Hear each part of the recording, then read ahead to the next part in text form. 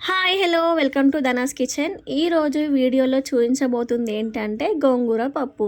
So గోంగూర పప్పు అనేది ఇష్టపడని వాళ్ళు ఎవ్వరు ఉండరు. నాకైతే నా ఫేవరెట్ డిష్ అండి ఇది. సో పుల్లగా చాలా బాగుంటుంది. సో ఇలా ప్రిపేర్ చేసేద్దామో చూసేద్దాం.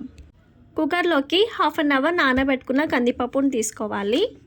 అలాగే మనం కడిగి పక్కన పెట్టుకున్న గోంగూర ఆకులను కూడా ఇందులో వేసుకోవాలి. మనం ఆకుకూరను ఎప్పుడు వండుకున్నా 1-2 సార్లు అయినా బాగా వాష్ చేసి తీసుకోవాలి. అలాగే ఒక 10-15 పచ్చిమిర్చిని తీసుకోవాలి. మనం కారం కంటే పచ్చిమిర్చిని ఎక్కువగా తీసుకోవాలి. అలాగే కట్ చేసిన 2 టమాటాలను కూడా వేసుకోవాలి. అలాగే 1 టేబుల్ స్పూన్ పసుపు అండ్ టేస్ట్కి సరిపడా ఉప్పు అండ్ కొంచెం కారం వేసుకోవాలి. మనం ఇక్కడ పచ్చిమిర్చి ఎక్కువగా తీసుకుంటాం కాబట్టి కారం 1 స్పూనే వేసుకోవాలి.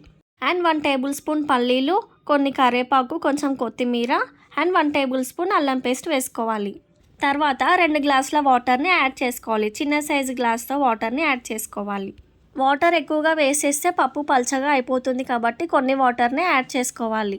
వాటర్ వేసుకున్నాక ఇలా అంతా బాగా కలిసేటట్టు ఒకసారి పైకి కిందికి ఇలా కలుపుతూ ఉండాలి. సో చూసారా ఇక్కడ వాటర్ అనేది ఎంత అడుగుకు వెళ్ళిపోయిందో. సో ఇన్ని వాటర్ని మాత్రమే యాడ్ చేసుకోవాలి. ఇప్పుడు స్టవ్ ఆన్ చేసి ఒక 5-6 విజిల్ వచ్చేంత వరకు ఉంచుకోవాలి.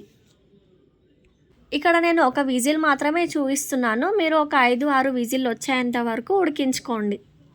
ఆఫ్టర్ 6 విజిల్స్ తర్వాత చూడండి, ఎక్కడ కూడా 1 డ్రాప్ వాటర్ అనేది లేదు. పప్పు కూడా మెత్తగా ఉడికిపోయింది. ఇప్పుడు ఒకసారి కలిపిన తర్వాత పప్పు గుత్తితోనే ఇలా మొత్తం రుబ్బుకోవాలి. ఇక్కడ చూపిస్తున్న విధంగా రుబ్బుకోవాలి. వాటర్ని మాత్రం యాడ్ చేసుకోవద్దు. తర్వాత మనకి గట్టిగా అనిపిస్తే వాటర్ని యాడ్ చేసుకోవచ్చు, కానీ ఇప్పుడు మాత్రం యాడ్ చేసుకోవద్దు. సో ఇలా ఈ స్టేజ్ వచ్చేంత వరకు మనం రుబ్బుకోవాలి.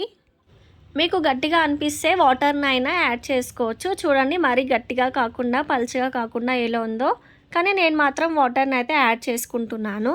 మరీ ఎక్కువ వాటర్ కాకుండా నార్మల్గా ఒక 2 గ్లాసెస్ ఆఫ్ వాటర్ని మాత్రమే యాడ్ చేసుకున్నాను. మీకు ఎంత కావాలో అంత వాటర్ని అయితే యాడ్ చేసుకోండి. కొంతమందికి గట్టిగా ఉంటే ఇష్టం, కొంతమందికి పల్చగా ఉంటే ఇష్టం.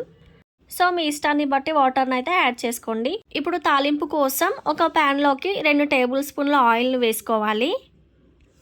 ఆయిల్ హీట్ ఎక్కిన తర్వాత ఒక 10-12 వెల్లుల్లి వేసుకోవాలి. వెల్లుల్లి ఎక్కువగా వేస్తేనే పప్పులోకి బాగుంటుంది. సో ఇప్పుడు ఇవి లైట్ గోల్డెన్ బ్రౌన్ కలర్ వచ్చేంత వరకు వేయించుకోవాలి. తర్వాత 1 టేబుల్ స్పూన్ జీలకర్ర అలాగే 1 టేబుల్ స్పూన్ ఆవాలు వేసుకోవాలి. ఇవి ఒక 2 మినిట్స్ ఫ్రై అయిన తర్వాత ఒక 5-6 ఎండుమిర్చిని కూడా వేసుకోవాలి. ఇలా ఒకసారి టర్న్ చేస్తూ కలపండి, లేదంటే మాడిపోతాయి. సో ఇవి ఒక లైట్ గోల్డెన్ బ్రౌన్ కలర్ వచ్చేంత వరకు వేయించుకోండి. మరీ ఎక్కువగా మాడిపోతే కూడా టేస్ట్ బాగుండదు. ఇలా ఫ్రై చేసుకొని పక్కన పెట్టుకోండి. ఈ తాలింపు చల్లారిన తర్వాత మనం రుబ్బి పెట్టుకున్న పప్పులోకి ఈ తాలింపును వేసుకోవాలి. ఒకసారి అంతా బాగా కలిసేటట్టు కలుపుకోవాలి. ఇలా కలిపిన తర్వాత స్టవ్ మీద ఒక 2 నిమిషాలు హై ఫ్లేమ్ మీద ఉంచండి.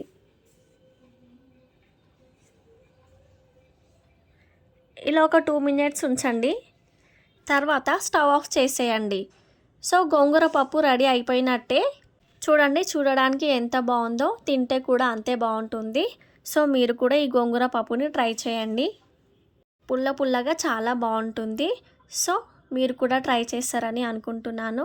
నా వీడియో కనుక మీకు నచ్చినట్టయితే లైక్ చేయండి, షేర్ అండ్ సబ్స్క్రైబ్ చేయండి. Thank you.